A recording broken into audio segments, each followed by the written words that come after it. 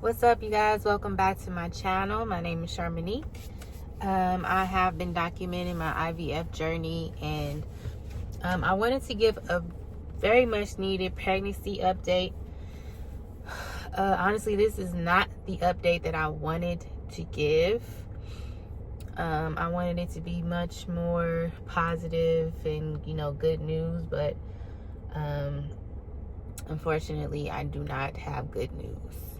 So, first of all, let me just go over a quick timeline of how everything has happened after my transfer. So, I had my third frozen embryo transfer on September 22nd. I did my first beta test on October 3rd, and it was 120. I did my second beta test on October 7th, and it was 803.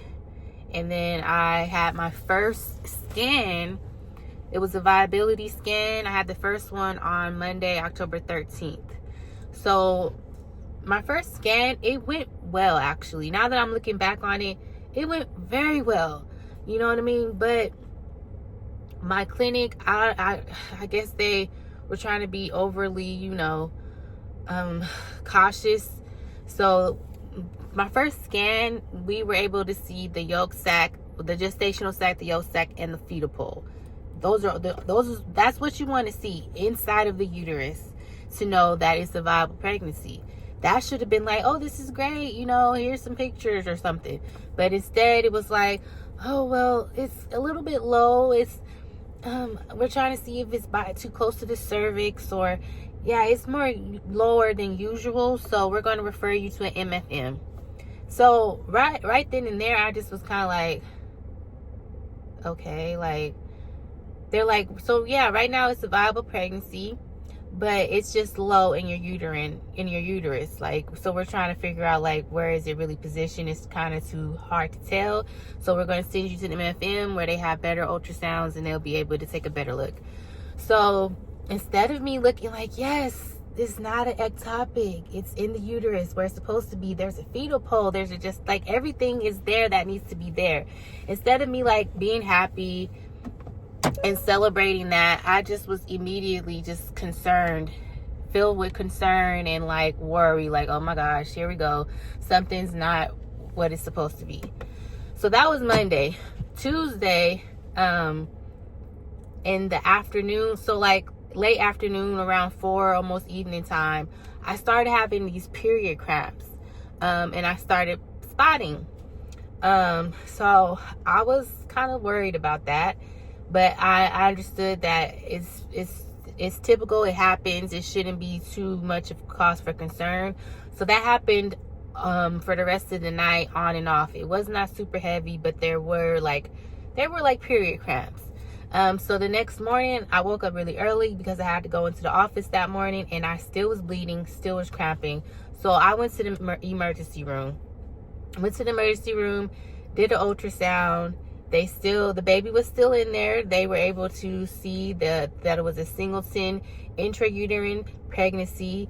There was a heartbeat of 96. It was fluctuating from 96 to 100. So it was like all good things. But they also noted the baby is in the very low in the uterus, and we're kind of worried or concerned that it may be implanted in the C-section scar. So by the time that I was about to leave and get discharged from the ER, the doctor was like, yeah, we're not completely convinced it's in a C-section scar, but it's pretty low, so that might be a thing to just, watch out for and follow up on. So I'm like, okay, I already have my MFM appointment later this week, so they'll be able to look into that. So that was Wednesday. On Friday, I went to the MFM. I think this was October 17th. Yeah, October 17th, I went to see the MFM, did an ultrasound. In this ultrasound, I finally heard the heartbeat. The baby's heartbeat was fluctuating from 119 to 120, and I was able to see his heartbeat flicker, and I'll post a video of that So this should have been a real, like, it should have been a happy time for me, because honestly, there was nothing wrong. Like, everything was fine. Like, there's no guarantee, no one was for sure that it was in a C-section scar, but I still kept being made to worry about it and be concerned about it. So they did the ultrasound. Then I had the consultation with the MFM doctor, and he didn't make matters. He just made it worse. So he was like, yeah, I'm 90% sure it implanted in your C-section scar. And then he went over, you know, the risk of a C-section scar pregnancy, and, you know, how to terminate, what you would have to do to terminate, or if you want to continue the pregnancy, then I could refer you to this other doctor. You know, and so he calls my fertility clinic doctor, and they have a conversation. And then so my fertility doctor is talking to me about the next steps and how to terminate the pregnancy. They're talking to me about all this without knowing 100% sure if the baby is even in my C-section scar. So they're just like stressing me out, making me worried and scaring me. And I can't even be happy that I just heard the heartbeat of my baby. For the first time, I actually was able to have a heartbeat. I'm actually having a viable pregnancy.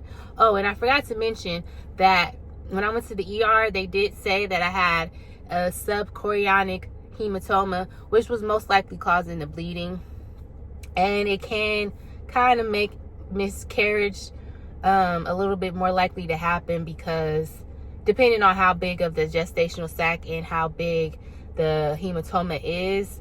But, you know, it's very common in IVF pregnancies, and it's known to resolve on its own.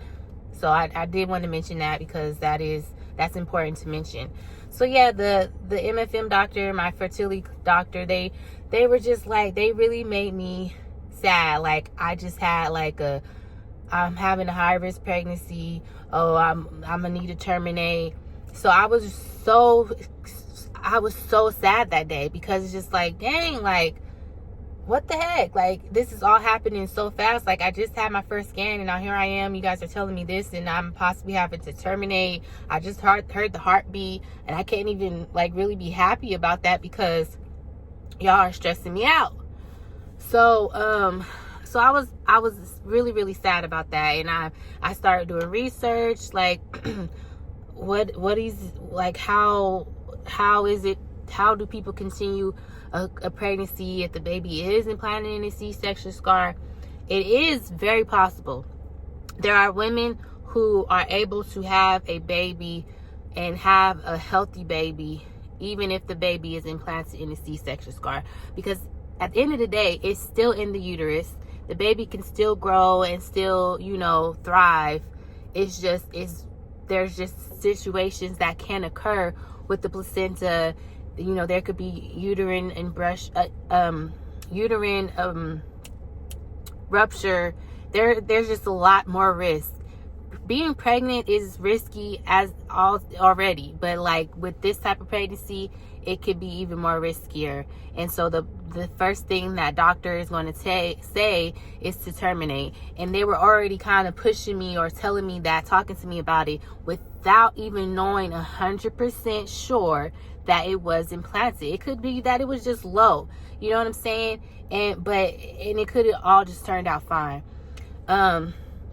Also, they had put me on this medicine called Lovenox, because they felt that the baby wasn't going to be getting enough blood flow.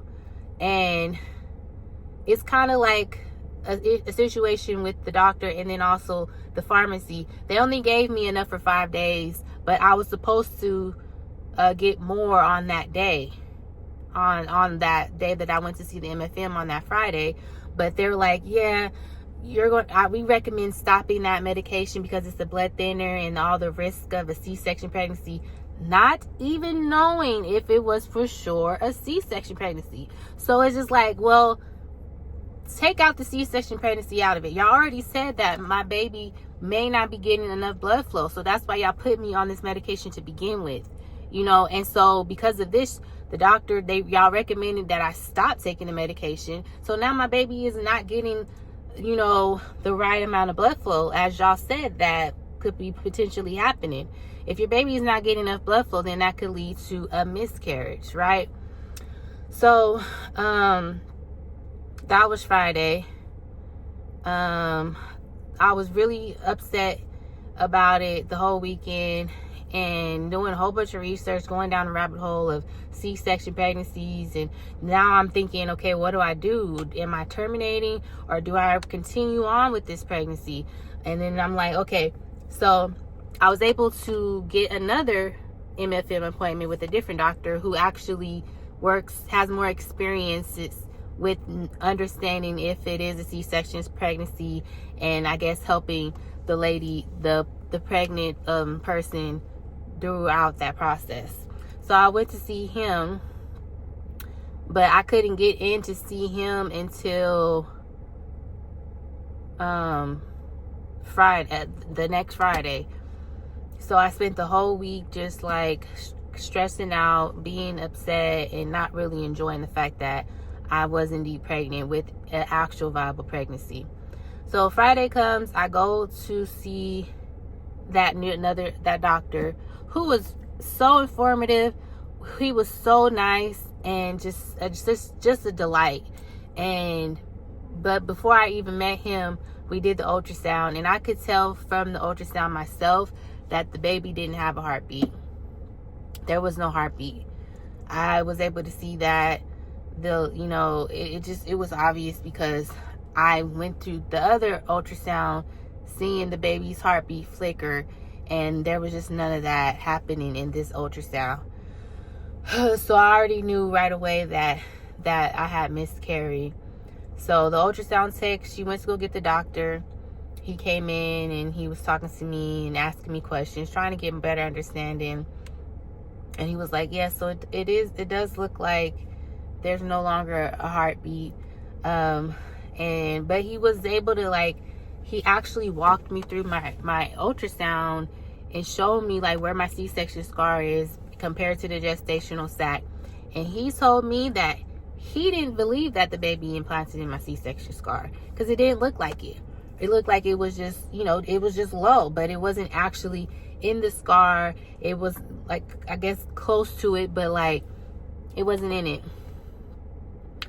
So that whole time, I was being told that I possibly had this, and being just worried and scared about terminating and then taking off a medication that I should have been on, because like they said, my baby wasn't getting enough blood flow.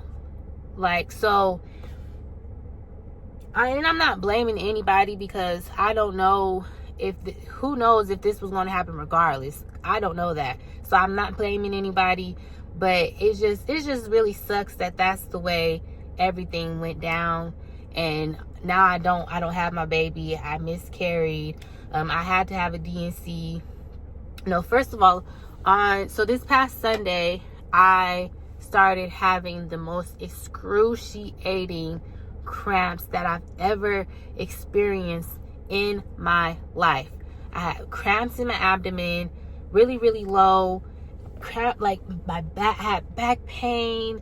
I feel like I was going to pass out. I was passing clots. So obviously that I knew that the miscarriage process was starting. But because I just was not prepared for it to be that painful and that crucial, I ended up going to the ER, and they were able to give me some medication to help, because I just sitting at home, just dealing with that on my own, that was so, I think I was trying to manage it on my own. I tried taking Tylenol, that didn't help. And I tried to manage it on my own, probably for about an hour. But I was like, I can't do this. I gotta go. I feel like I'm going to pass out. So I drove myself to the ER. And thankfully, they weren't super busy. I was able to get back there and have get an ultrasound. In the ultrasound, they still, even though I was passing pretty big clots, they still showed that the gestational sac was still inside of my uterus and kind of in my cervix. So the process wasn't complete just yet. So they were like, we could call the OB to do a DNC, but they may not do it because it's already happened on its own, but we can call and see see what they say. So I just went home, and because I wasn't in the pain anymore, they had gave me some morphine, and that did the job, honey. I was feeling good, not in pain. And that was what I was really concerned with, was the pain. The pain was just so unbearable. Like, I never experienced any pain like that. Like, I would probably compare it to, if it wasn't worse, if it wasn't just as bad or worse than labor pain, it was close. Like, it was that bad. So the doctor that I saw that previous Friday, they had hit me up because I already told him that I wanted to do the DNC. I didn't want to like wait it out and let nature take its course. But it was Friday, so they weren't able to call me and let me know. But they did tell me that he does his surgeries on Tuesday. So on Monday, the day before my ER visit, they called me and let me know that, okay, yeah, we got you scheduled for the DNC on Tuesday. So that was yesterday. I had the DNC. I haven't had any pain. The bleeding has calmed down a lot. I'm only like really spotting just a little bit. And so the next steps, my doctor wants me to repeat the ACG test in about 7 to 10 days. And then once the number goes down to 0, I could talk to him about next steps. Honestly, I feel fine. I've cried, I've been sad. The really tough time for me was when I had to tell my son. That was really tough. That was really, really hard, because I'm not the only one impacted by what happens throughout this process.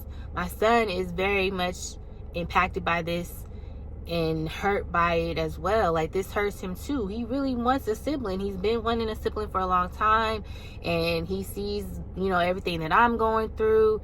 We kind of had a hard conversation. He did say something that kind of hurt my feelings and made me upset a little bit, but it was a real question. It was a real statement that he made, and it was really tough. It was a tough conversation, and that's what really like killed me. Like, that really had me feeling just terrible. Like, I just was beginning to feel very terrible for even doing this and putting him through it, and then telling him that I was pregnant so early. I just felt really bad. Like, I just felt like I was going about it the wrong way.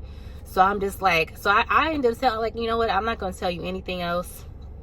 And that probably wasn't the best thing to say, but I just felt like, because I don't want to keep putting him in this and hurting him, you know what I mean? And it's just tough. It's really, really tough. So moving forward, I'm not going to tell anybody. I might tell my mom.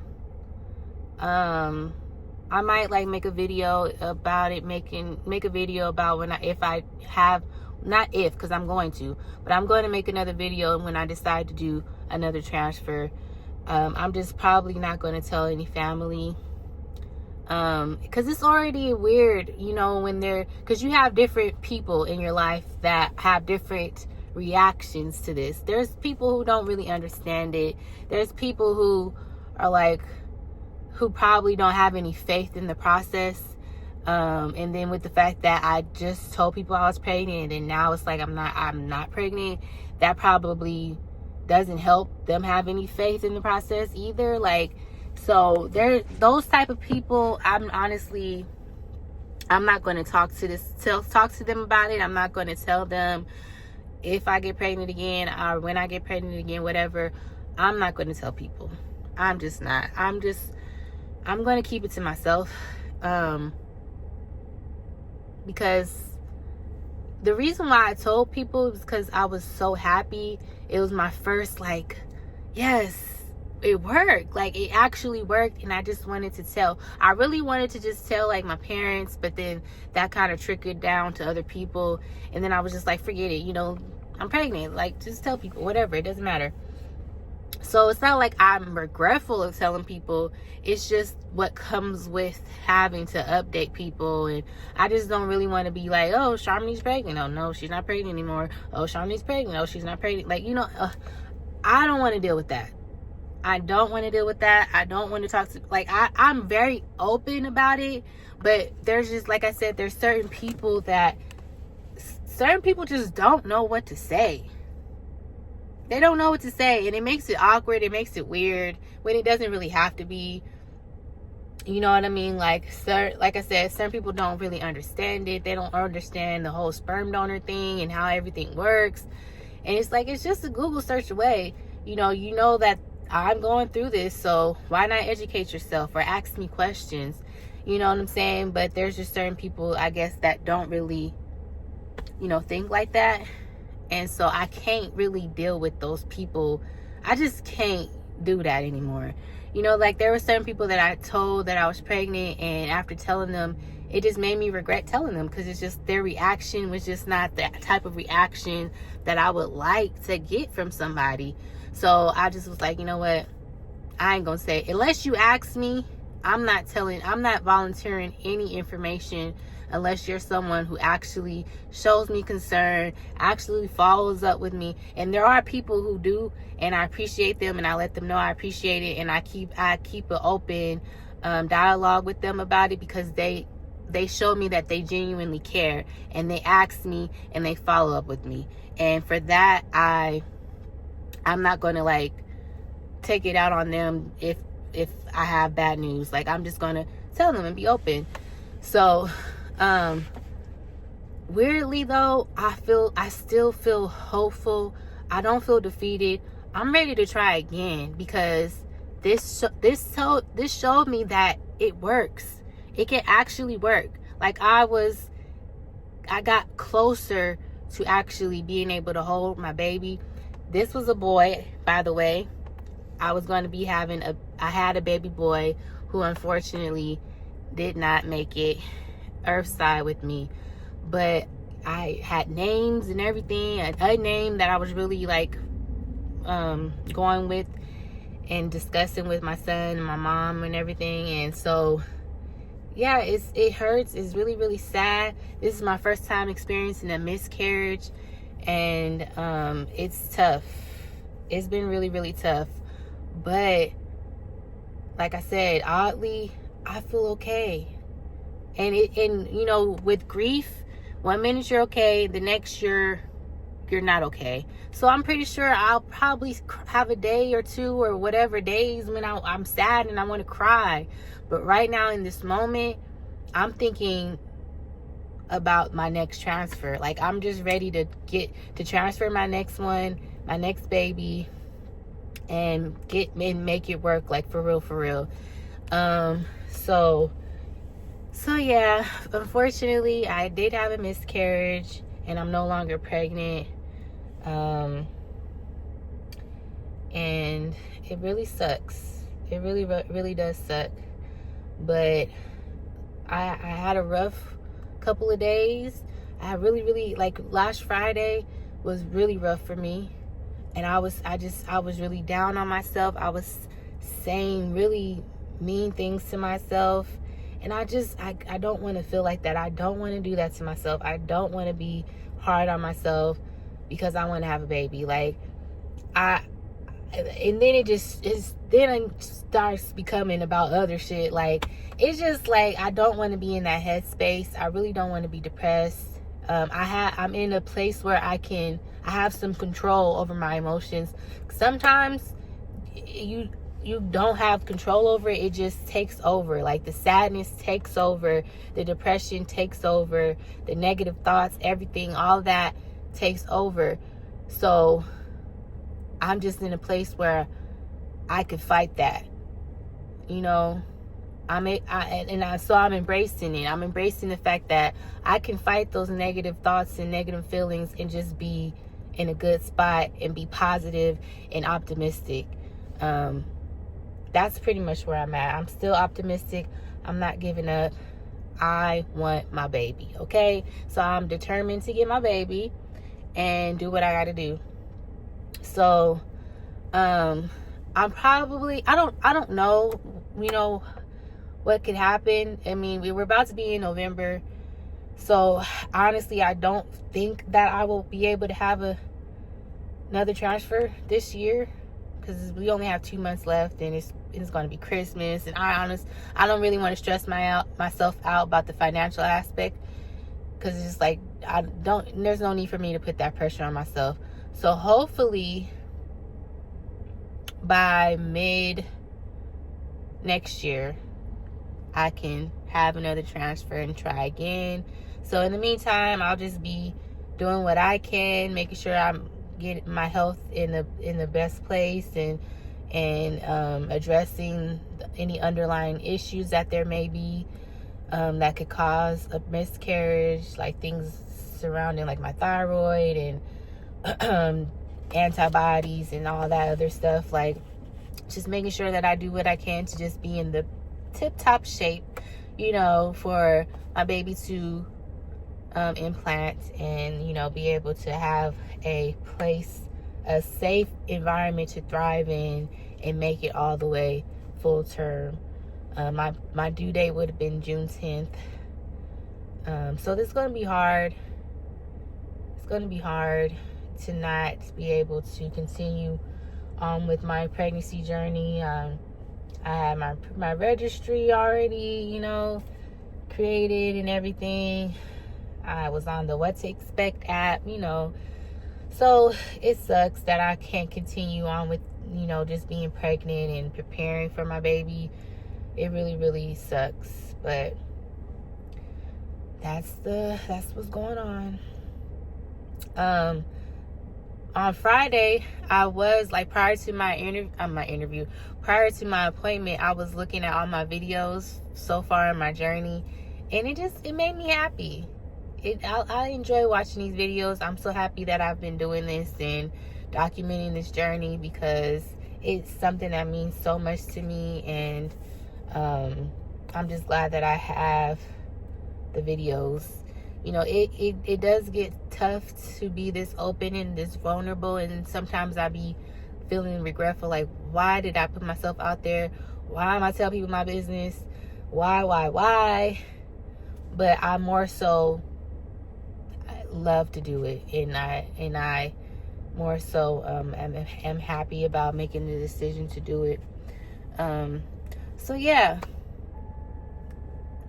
there's my son's school bell. Yeah, I wanted to just get this video out there, because I know people have been telling me congratulations, and I appreciate you guys telling me congratulations and being happy for me and all that. But this is my current situation. And, you know, if you pray and you pray for me, continue to pray for me, please. And yeah, so I did not want this video to be this long. Every time I'll be like, oh, I'm not gonna make a long video, it turns out. But I just really wanted to give you guys the full story of what's been going on and how we got to this point, and just like what I'm going to do moving forward, and how I feel right now in the most honest, open, vulnerable way possible. I feel good. So I will update y'all as soon as I have some type of update of what I'm going to do next. But thank you guys for watching, and until my next video.